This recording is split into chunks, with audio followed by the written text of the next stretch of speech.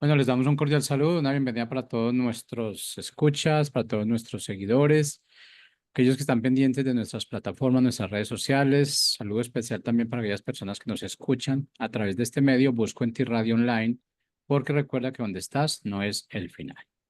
Continuando con nuestra programación, contamos con la presencia el día de hoy de Ricardo y Miriam Ortega en su segmento Que te conozcan a ti. Así que bienvenidos, Miriam, Ricardo, ¿cómo están? Hola, Bien, ¿qué muchas tal? gracias. Qué gusto saludarte a ti y a todos. Buenas tardes a todos, ¿qué tal? Bueno, agradeciéndoles por su tiempo. Bueno, iniciamos con el tema de hoy entonces. Muchas gracias. Oye, el tema de hoy es justamente el que quedó pendiente. Yo soy el buen pastor. Somos Mírame y Ricardo. Nos da mucho gusto saludarles desde Guadalajara, Jalisco, en México. Un placer verles. Y recuerden con lo que hemos estado viendo, estamos ahorita viendo, eh, haciendo honor al nombre, que te conozcan a ti, el único Dios verdadero, y a Jesucristo, tu Hijo, a quien has enviado. Estamos viendo los yo soy de Juan para que podamos ubicarlo. Acuérdense que el primer yo soy que vimos es el de yo soy el pan de vida, donde veíamos cómo Dios se presentaba hacia nosotros como nuestro proveedor, pero especialmente en el tema de la salvación. Sabemos que de Dios podemos recibir muchas bendiciones. Dios puede proveernos de muchas formas, pero lo principal que Él quiere proveer a nuestra vida es nuestra salvación, ¿verdad? Así es. Ahora sí que ese fue el tema de la semana pasada No, de la primera. ay sí, perdón, de la primera. Y el día de hoy, Bueno, eh, pero los otros que hemos visto, nada más para avanzar, también vimos que yo soy la luz del mundo, donde veíamos que Dios no solamente es nuestro proveedor para temas de salvación, sino que también Él es capaz de conducirnos a través de este mundo, a través de las tinieblas en las que vivimos cuando no le conocemos, y Él es quien nos conduce, y también vimos que yo soy la puerta. así es. Y todo ahorita todos estos capítulos están basados en lo que es el Evangelio de Juan, en cómo se va revelando Jesús al decir el yo soy. Y recordando de que con Moisés, Dios se le revela a Moisés cuando Moisés le dice, y si me preguntan quién me envió, ¿qué voy a decir? Entonces el Señor le dice, tú vas a decir que el yo soy es el que te envió. Y teniendo ahí, recordando este versículo del Antiguo Testamento, por eso Jesús cuando está aquí en esta tierra y al leer los evangelios vemos cómo Él se va revelando como el yo soy, es cuando Él está diciendo, yo soy el Dios, ese Dios que ustedes conocen a través de la ley, es el yo soy que se le fue revelado a Moisés, es ese mismo yo soy, o sea, yo soy Dios mismo. Exacto, y la semana pasada vimos, yo soy la puerta, lo que significa que a través de Jesucristo es que nosotros podemos entrar a la vida eterna y llegar a la presencia del Padre. Se presentaba a sí mismo como yo soy la puerta por la que entran las ovejas, y nosotros como ovejas es que a través de la persona de Jesucristo es que tenemos acceso al Padre. Eso es lo que hemos visto, y hoy vamos a ver el otro. ¿Se acuerdan que decíamos que había dos que estaban realmente como que entrelazadas, ¿no? Yo soy la puerta, pero también yo soy el buen pastor. Y déjenme, les voy a leer Juan capítulo 10 a partir del versículo 11, que es cuando Jesús habla de ser el buen pastor y dice, yo soy el buen pastor. El buen pastor su vida da por sus ovejas, por las ovejas, mas el asalariado y que no es el pastor, de quien no son propias las ovejas, ve venir al lobo y deja las ovejas y huye, y el lobo arrebata las ovejas y las dispersa. Así que el asalariado huye porque es asalariado y no le importan las ovejas. Yo soy el buen pastor y conozco mis ovejas y las mías me conocen. Así como el Padre me conoce y yo conozco al Padre y pongo mi vida por las ovejas. También tengo otras ovejas que no son de este redil. Aquellas también debo traer y oirán mi voz, y habrá un rebaño y un pastor. Así vamos a dejar ahorita. Entonces vemos cómo se presenta también como el buen pastor, y no solamente una, sino 2 veces se presenta como el buen pastor. Y si te fijas, muy interesante cuando dice soy el buen pastor, nos da una característica de lo que significa para Dios ser el buen pastor. Entonces, antes de eso, ¿te parece si empezamos con entender lo que es una oveja? Porque si es pastor hay que entender que es una oveja. Ajá. Y esta ilustración que hace Jesús ahí cuando en el Evangelio, recordemos de que en ese tiempo el pueblo de Israel estaba muy familiarizado con lo que era el pastoreo, puesto que era una de las actividades que más, ¿cómo se dice? ¿Qué más Abundaba, hacían? ajá, que más hacían en ese entonces, y ubicaban perfectamente la función de un pastor y el cuidado de una oveja. Entonces, pues una oveja, como dice Ricardo, o sea, ¿qué características pues tiene? Pues vemos que la oveja va a ser humilde, la oveja tiene mansedumbre, puesto que se dejan apacentar, se dejan trasquilar, son de visión corta, no ven a lo lejos, ven como 1 metro máximo, son dependientes. Una oveja por sí sola no puede sobrevivir, puesto que si se caen de lado o con patas para arriba, ya no se pueden parar, necesitan de alguien que les ayude. Por lo tanto, la oveja va a requerir de un guía para no perderse.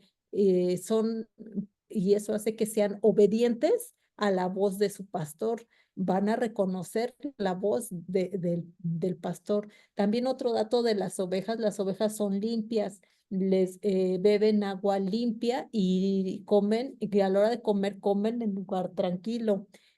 Son de voluntad firme, puesto que la oveja, fíjense eso, se dejan sacrificar sin poner resistencia.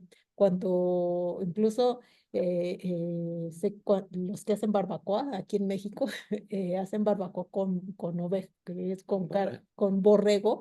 Ningún borrego grita, o sea, sabe cuando ya lo van a sacrificar y no grita, se deja en esa actitud de mansedumbre, de tranquilidad, matar. Son constantes, son fieles, puesto que en el mismo lugar que se les da de comer, ahí comen, o sea, no andan buscando por otro lugar, sino que son fieles a donde se les ha indicado que coman. Eh, y pues no andan solas, andan pues en rebaños, requieren de la compañía de más ovejas y de su pastor que las esté cuidando.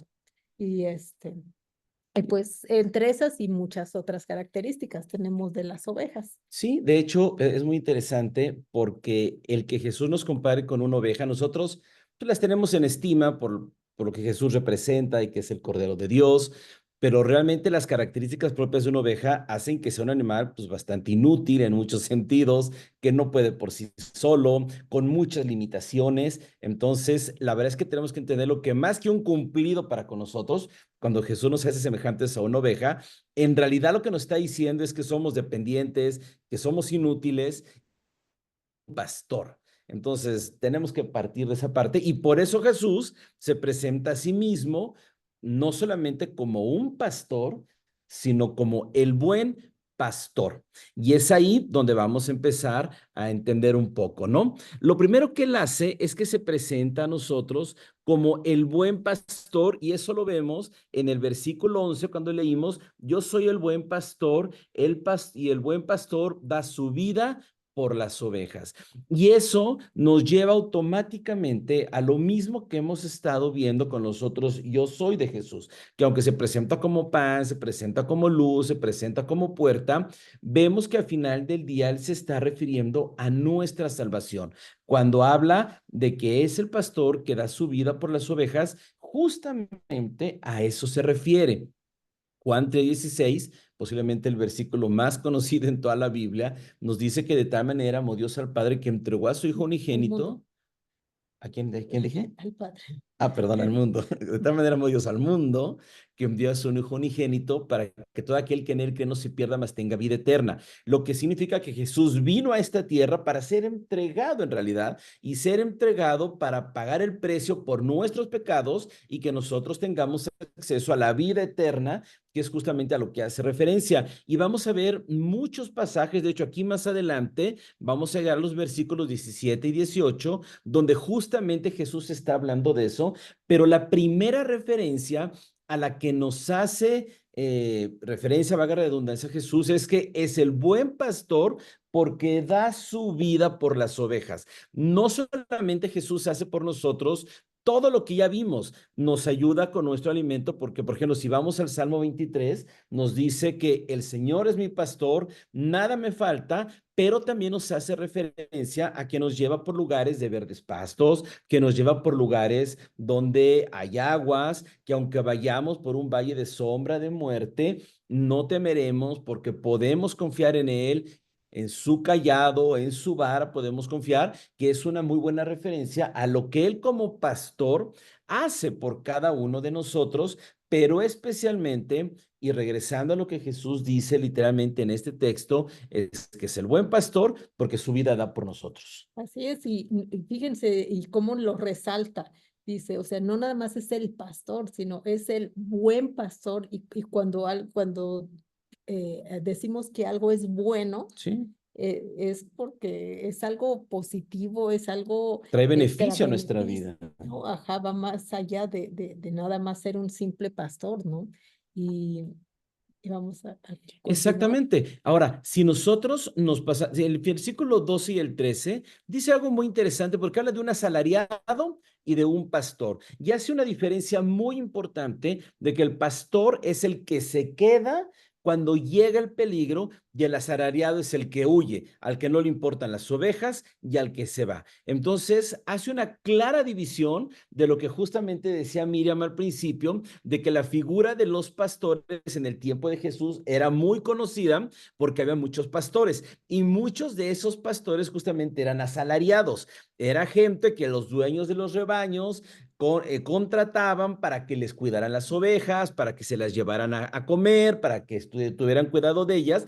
Pero cuando venía el oso, cuando venía el león, como nos enseña David, esos asalariados huían.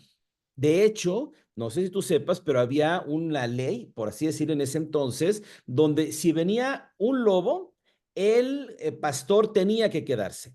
Pero si venían dos lobos, el pastor tenía el derecho legal de irse, de abandonar el rebaño y que el lobo se coma lo que quiera, haga lo que quiera con ellas, ya regresará al rato el pastor para ver cuántas le sobrevivieron y eso no le iba a ser tomado por pérdida. Por eso es que Jesús arranca haciendo una clara división de lo que era la figura del pastor. El pastor, el dueño al que le importan, literalmente hablando, porque lo que dice, se va a quedar y al que no le importan es el que se va a ir. ¿Por qué hace esa clara diferencia? Porque Jesús se quedó con nosotros. Cuando Jesús estaba en el Getsemaní, acuérdate lo que oró, dijo, Señor, ojalá pasara de mí esta copa, ojalá no tuviera yo que pasar por lo que viene adelante, y lo que venía adelante era la cruz, mediante la cual él iba a obtener nuestra salvación, pero las palabras de Jesús, después de decir, ojalá no tuviera yo que pasar esto, él dice, mas no se haga mi voluntad,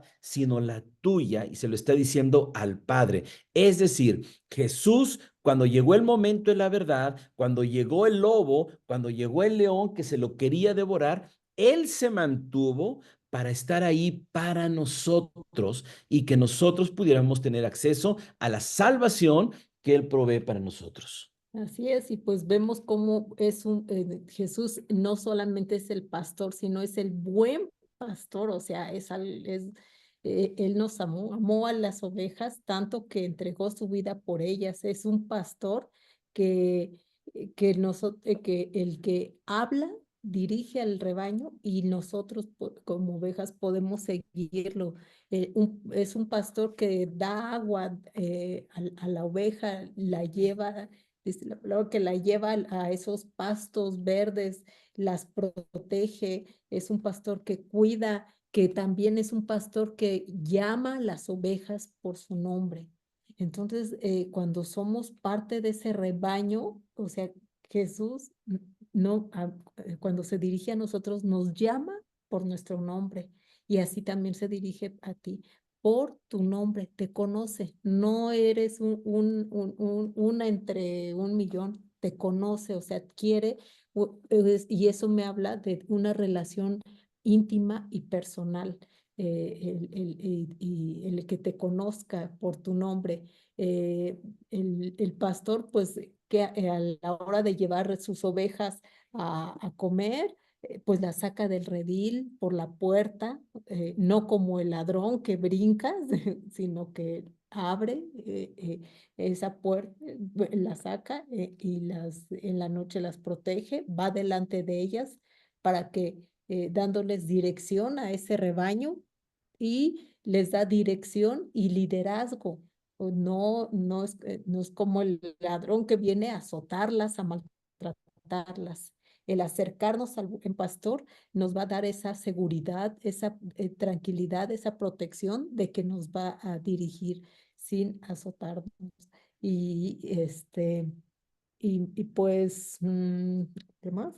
Sí, en el verso 14 es muy interesante lo que estás diciendo, porque justamente hace esa diferenciación. Dice, yo soy el buen pastor. Fíjense, es muy interesante porque lo vuelve a decir y vuelve a dar una característica del buen pastor. Así como en el versículo 11 dijo, soy el buen pastor y doy la vida por mis ovejas. En el versículo 14, cuando dice, yo soy el buen pastor, y dice, y conozco mis ovejas, pero también dice, y las mías me conocen. Que por un lado es justo lo que Mira me estaba diciendo, que nos conoce. Y el ejemplo que tú ponías es, no eres uno en 1 millón, no eres uno entre un universo enorme y Dios no tiene ni idea de quién eres. Y pues tú, la de allá, la de la esquina, la blanca, no.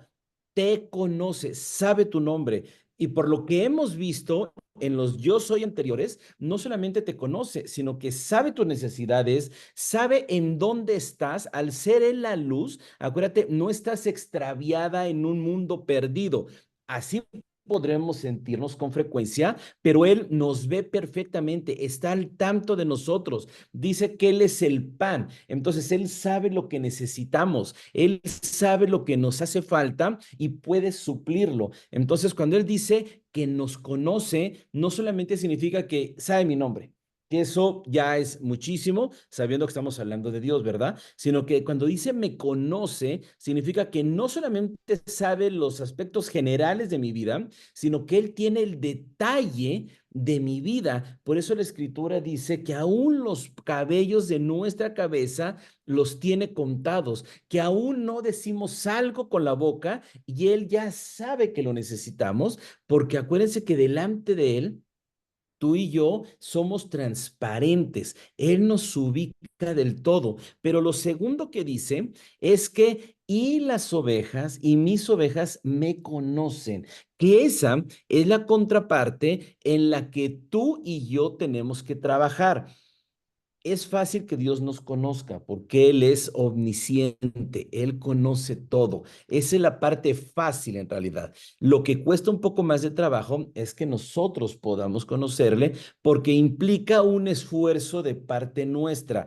Porque cuando dice la Biblia que debemos conocerle, en Juan 1:12 dice más a todos a los que me recibieron, a los que creen en mi nombre, nos habla de que tenemos que hacer un esfuerzo por acercarnos con Él. Nosotros, de manera natural, no volteamos a ver a Dios normalmente, sino tenemos que hacer un esfuerzo para, como dice el Salmo, alzar los ojos o tenemos que hacer algo para empezar a buscarlo. Y la manera más fácil de buscarlo, para empezar a conocerlo, es a través de leer nuestra Biblia, de pasar tiempo en oración, de congregarnos, de servir en nuestra congregación, de compartir a otros las buenas nuevas de salvación que Dios ha hecho con nosotros y que sabemos que tiene para otros. Y esa es la parte en la que tú y yo tenemos que activamente estar trabajando. Por eso este segmento se llama Que te conozcan a ti, porque justamente la escritura dice en Juan 17:3, y esta es la vida eterna, que te conozcan a ti, al único Dios verdadero y a Jesucristo tu Hijo, a quien has enviado. Entonces, la parte en esta ecuación que nos toca a nosotros, porque no todo está del lado de Dios, también hay cosas que nos toca hacer a nosotros. La que nos toca hacer a nosotros es conocerle, es hacer de manera consciente los esfuerzos que tengamos que hacer para conocerle. Así es. ¿Y por qué Ricardo está diciendo que hacemos esfuerzos? Porque a veces nos cuesta trabajo la disciplina, el hecho de sentarnos a leer la palabra, al estar estudiándola, a hacer nuestro devocional, al tomarnos un tiempo para orar, para escuchar la voz de Dios en oración. O sea, luego humanamente decimos, ay, qué flojera, ¿verdad? Ahorita prefiero a lo mejor hacer otra cosa, pero ahí se requiere pues de alguna disciplina en nosotros. Por eso es a lo que nos cuesta. Ya cuando estamos ahí, a mí me pasa que digo, ay, yo no sé por qué me tardé tanto en sentarme a leer y está bien bueno, ¿no? Está bien, está muy bueno lo que estoy ahorita leyendo y es un deleite, pero dar el primer paso luego nos cuesta. Y es ahí donde claro, el conocernos, perdón, el disciplinarnos para que podamos estar conociendo a Dios y cuando venga otro que dice que venga el ladrón o que venga alguien o el lobo que venga a querer hablar y estar, hey, vente para acá, nosotros podamos discernir y distinguir en decir, esa no es la voz de Dios. Acuérdense que dice, mis ovejas oyen o sea, oyen mi voz y me conocen. Entonces, saber distinguir cuál es la voz de Dios. ¿Cómo vas a saber distinguir la voz de Dios? Lo que va de acuerdo a su palabra. Si hay alguna voz que te está diciendo algo en contra de la palabra de Dios, ese no es el buen pastor, puesto que él va a hablarte a tu vida todo lo que va conforme a su palabra. No te va a decir algo que no. Exacto. Y esa parte es muy importante porque, como estamos diciendo, implica que nosotros tengamos que hacer algo al respecto y tenemos que hacerlo. Ahora, continuando un poquito, dice en el versículo 15, y es como él termina justamente esta parte. Y dice, así como el Padre me conoce y yo conozco al Padre y pongo mi vida por las ovejas. Y nos vuelve a repetir justamente lo mismo. Pero aquí hace un ejercicio adicional cuando dice, porque yo conozco al Padre, el Padre me conoce a mí, y justamente esa es la parte que para nosotros es importante poder transmitirte junto con el resto de esto que estamos viendo el día de hoy. Jesús habla y dice que él conoce al Padre y el Padre le conoce a él. ¿Por qué? Porque han estado juntos. Si tú te pones a leer con calma los evangelios, te vas a dar cuenta que Jesús le dedicaba horas a irse a orar. Dice con frecuencia que se retiraba en la noche, que se retiraba donde no había más gente, que se iba al monte solo y estaba orando. Y esa es una parte que Jesús claramente tenía que hacer intencionalmente. Uno normalmente no va por la calle y de repente cuando volteamos, ¡ay! Estamos orando, ¿verdad? O sea, tenemos que apartar el tiempo, tenemos que apartar el lugar, tenemos que apartar a veces hasta el espacio físico donde no está la tele y no está el resto de la familia y a lo mejor hasta sin el celular con frecuencia y tenemos que hacerlo. Y eso es la parte en la que Jesús nos dice, porque así como el Padre me conoce, yo lo conozco a Él. Insisto, no es para nadie un problema que nos conozca Dios. Dios sabe quiénes somos todos, incluso los no creyentes. Dios sabe quiénes son y sabe sus necesidades y sabe lo que les gusta, lo mismo que sabe de nosotros los creyentes. La diferencia radica en que los creyentes decididamente queremos conocerlo, mientras que las personas que no son creyentes no han dado ese paso. En realidad es lo que nos separa. Entonces, nosotros tenemos que dar un paso decidido, consciente, aunque nos tome esfuerzo, como dices, pero para empezar a conocerle y entonces seremos sus ovejas y podemos descansar en esta verdad de que Cristo ha muerto por nosotros para traernos salvación, para traernos perdón por nuestros pecados y vida eterna para que podamos pasar la eternidad al lado del Padre. Sí, así es. Y aquí está este versículo que acaba de leer Ricardo, pues nos habla, ahora sí que adicionando, pues de esa relación que tiene Dios como un Dios trino en la Trinidad, que tenemos un único Dios en tres personas, que son tres, forman la Trinidad y hay una estrecha relación. Por eso hay más adelante unos versículos donde le dicen a Jesús, muéstranos al Padre. Y dice, ¿cómo? O sea, quien me ha visto a mí, ha visto al Padre. Y habla acerca de esa relación. Y qué importante, o sea, y a mí me sorprende esto, o sea, el analizar esto, ¿no? Que dice Ricardo, o sea, si Jesús mismo, siendo Dios, buscaba el apartarse y buscaba tener ese tiempo con el Padre, cuánto más nosotros que somos ahora sí que hechuras y que los que hemos recibido al Señor somos hijos, necesitamos más ese tiempo de búsqueda. O sea, y Jesús es nuestro ejemplo a seguir. Y busquemos esos tiempos con Dios.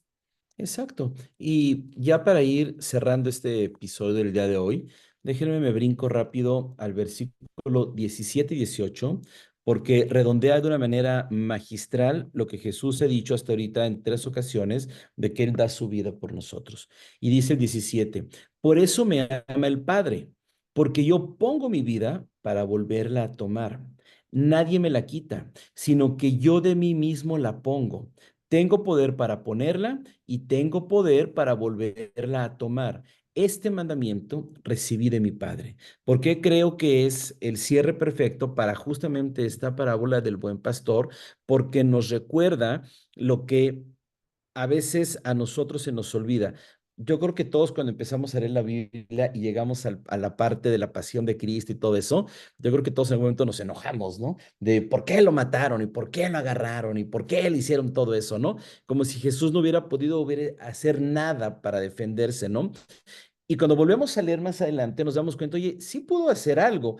Por ejemplo, en Juan nos dice que cuando llegaron por él les pregunta, ¿a quién vienen a buscar? A Jesús. Yo soy, pum, cayeron todos, ¿verdad?